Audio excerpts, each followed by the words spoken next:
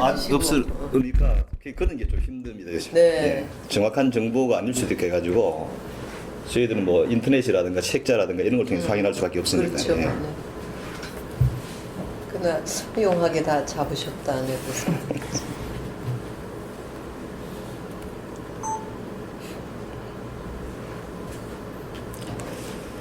오늘 바쁘신데 이렇게 귀한 시간 내주셔서 너무 고맙습니다.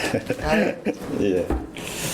일단 그러면 저희들 이제 구술과 정리의 편의를 위해 가지고 우리 이제 이사장님은 구술자라고 저희는 면담자, 네네. 우리 그 아산 정직은 창업자 이런 식으로 용어를 정리해가 네. 시작하도록 하겠습니다. 그럼 먼저 우리 구술자의 개인 생애에 대해서 몇 가지 여쭤보도록 하겠습니다. 일단 구술 유년 시절에 대해서 좀 말씀해 주시기 바랍니다. 언제 태어나셨고 안 됐어요?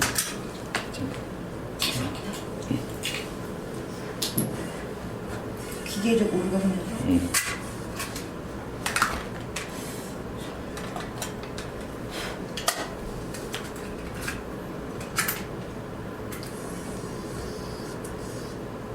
전북대학교의 함한희 교수라고 예. 구술사 전문하신 예, 분 예. 잘 아세요? 예.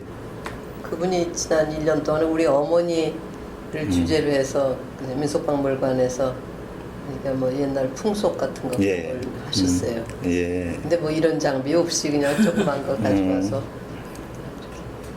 책이 곧 나올 겁니다. 거기 아마 그 전북대 민중생활에서 연구소가 그쪽으로 가 있지. 네, 영남대에서 하다가 지금 그쪽은? 전북대 쪽으로 가서 그뭐 풀고 이게 하는 게 아주 철저하게 뭐 네네네. 관리하는 것이죠.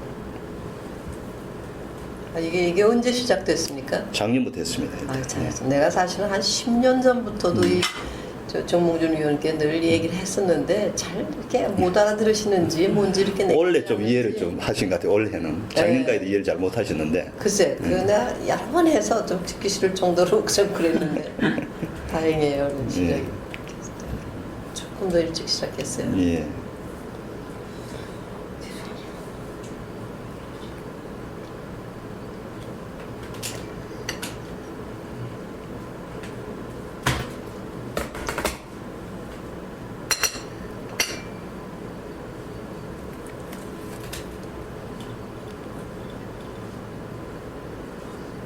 명예회장님이 15년생이시죠? 예.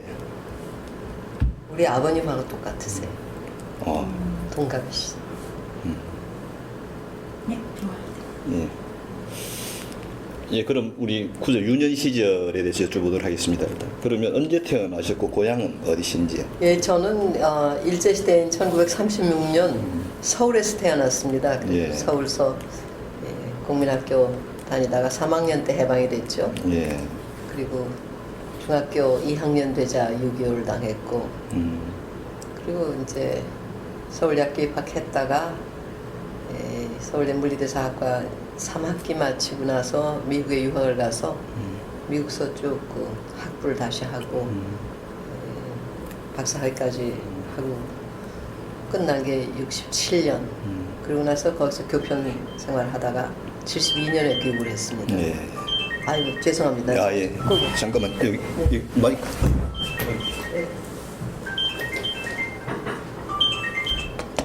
여보세요? 네, 네, 예. 아니요, 지금 내가 뭐 여기 뭘 하는 중이라서, 예, 예. 예, 나중에 전화 드릴게요. 내가 지금 무슨 네, 네, 알겠습니다. 예.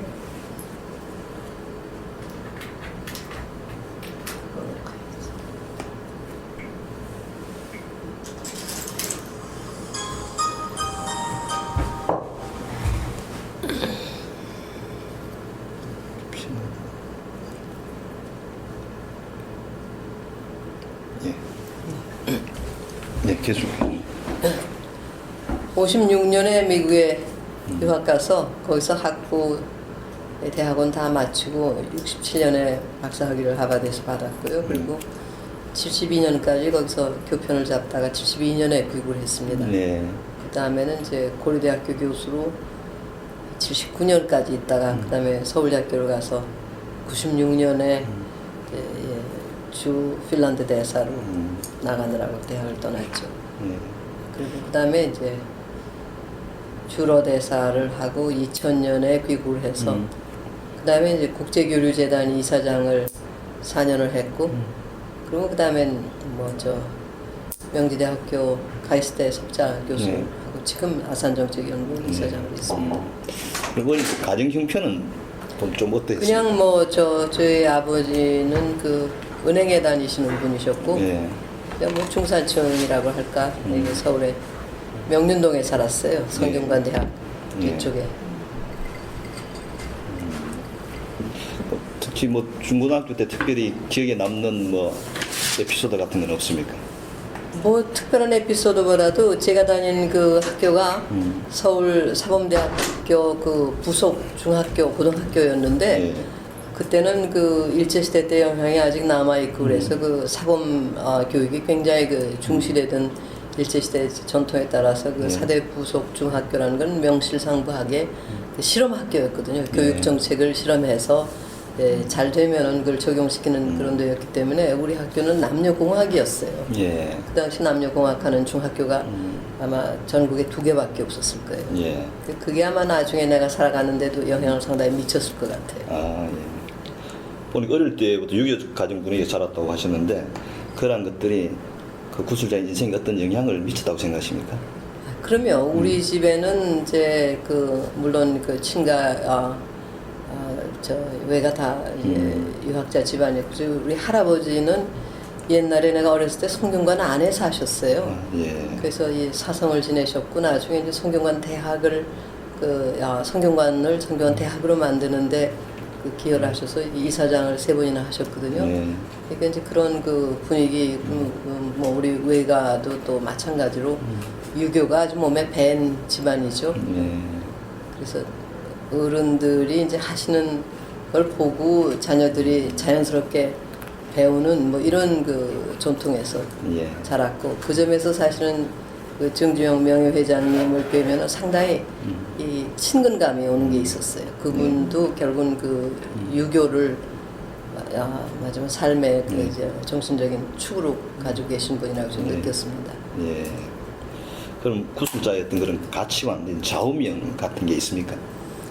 특별히 좌우명이라는 건 없고요. 뭐 그냥 그저 우리 어렸을 적에야 뭐 정말 삼강오륜 뭐 이런 것이 우리 이 전통 교육 속에 그냥 배 있었죠. 예. 그런데 이제 그게 이 학교 교육에서 그 남녀공학 같은 걸 하면서 이제 상당히 좀 수직고 순종적인 성격이었던 것이 이제 남녀공학 하면서 학교에서 뭐 반장 같은 걸 하니까 남자들 앞에서 나가서 뭐 고령도 불러야 되고 뭐 이런 훈련 같은 게 있고 예. 좀 어떻게 보면 보완적이랄까 그런 게 있었죠. 그리고 그럼- 이제 뭐니 해도 우리 세대는 유교가 큰 경험이었어요. 예. 정상적인 삶이 완전히 그 깨져나간 게 전쟁이었으니까 예. 그 당시 벌써 이 6.25 이제 뭐 사흘 만에 서울이 점령당하지 않았습니까? 그러니까 그 공산주의 체제가 되자마자 완장찬 사람들이 집에 달려들어가지고 집에 있던 뭐 쌀이니 뭐니 다 뺏어가고 그러면서 이제 아버지가 은행몬이라고 해서는 날마다 끌려다니면서 자술서를 쓰고 그러다 결국은 그 이 북쪽으로 끌려가시는 그런 그 순환을 당했는데 그 다행히 중간에 도망을 쳐 나오셨어요. 예. 그래서 정말 참 큰 그 불행을 모면을 했죠. 예. 그리고 학교에서도 그 우리보다 한두 해 위 학생들은 벌써 이 정치적으로 순환을 당했습니다. 그러니까 반장하던 애들은 이제 공산주의 체제가 돼도 반장들이니까 불러내서 학생들 동원하라고 이제 시키니까 예. 했는데 다행히 나는 2학년 되자마자였으니까 너무 어리다고 우리들은 지도회시에서 부르질 않더라고요. 예. 그 나는 순환을 안 당했는데 우리 학년 위 사람들만 해도 반장하던 사람들은 공산당에서 시키니까 심부름했고 예. 나중에 수복이 되니까 또 친구들 눈치를 봐야지 되고 그랬고 얼마나 치열했는지 그 분위기가 우리 사대 부중의 경우는 그 대대장 하던 우리 선배가 4년 위였는데 그 공산치하에서 학교 교정에서 총살을 당했대요. 그런 것이 역시 많은 그 인상을 합니다. 예. 그럼 1972년 미국에서 대학 교수 계시다가 귀국하셨는데 특별히 귀국 동기가 있었습니까? 귀국 동기야 뭐 저희 나라니까 당연히 올 걸로 생각했죠. 뭐. 대부분은 막 거기서 자리 잡고 예, 이렇게 그 하는 분 당시 많았잖아요. 많이 그랬어요. 예, 근데 제 경우는 사실 처음부터 귀국을 하겠다고 생각했고 예. 다만 이제 그 사이에 결혼을 했고 또 그 졸업 학위 받고 나서 이제 아이들을 낳아서 둘이나 있었고 그러니까 우선 그 당시로는 그래도 그 돈을 벌어서 여비라도 마련해야 귀국을 하고 취직이 돼야지 귀국을 하잖아요. 그러니까 이제 그 학위 끝나자마자 그 귀국을 못하고 한 5년 걸렸던 거죠. 뭐 귀국하실 때 그럼 특별히 국내 어떤 뭐 자리라든 그게 다 네, 마련하고 그 예. 우리 아이들 아버지는 그 카이스트라고 새로 예. 이제 그 생긴 기관에 왔고 나는 고려대학교로 예. 다 돼서 왔습니다. 그리고 보니까 한국 최초 러시아 전공자로서 한국 슬라브 학회를 창립하고 또 서울대 러시아 연구소 세우면서 활발히 활동하셨는데 이런데 관심을 가지게 된 이유는 무엇이었습니까? 그건요. 나는 이제 본래 이 역사를 이제 전공을 한다고 학교에 들어갔는데 그게 무슨 뭐 역사학자가 된다든가 하는 그런 뭐 원대한 꿈이 있었다기보다는 내가 우리 어렸을 적에 이 주변에서 딱게 들리는 소리가 반나 약소민족의 소름이었어요. 예. 해방됐을 때. 그리고 이제 해방을 우리는 그 제천에 이제 피난 가서 맞았었는데 그냥 막 꽹과리 치고 춤추고 그러면서 하던 그런 인상도 남건데 늘 약소민족의 서름 그러면서 땅을 치고 통곡하면서 또 환호하고 하는 그런 이제 인상이 깊이 남았고 그 당시 사실 우리나라는 이 물질적으로나 이 사회적으로나 가진 게 없었잖아요. 그리고 네. 참 그 미국 사람들, 서양 사람들은 모든 좋은 걸 다 그 사람들 거였고 하니까 어린 마음에도 왜 우리는 도대체 이렇게 약소민족이었느냐 하는 그런 게 속에 있었던 것 같아요. 그런데 또 우리 아버님이 책을 굉장히 좋아하시는 분이 돼서 집에 무슨 이 역사 소설류, 야사, 역사책 이런 것들이 많았어요. 예. 그래서 이제 우리는 한글 제1세대 속하거든요. 예.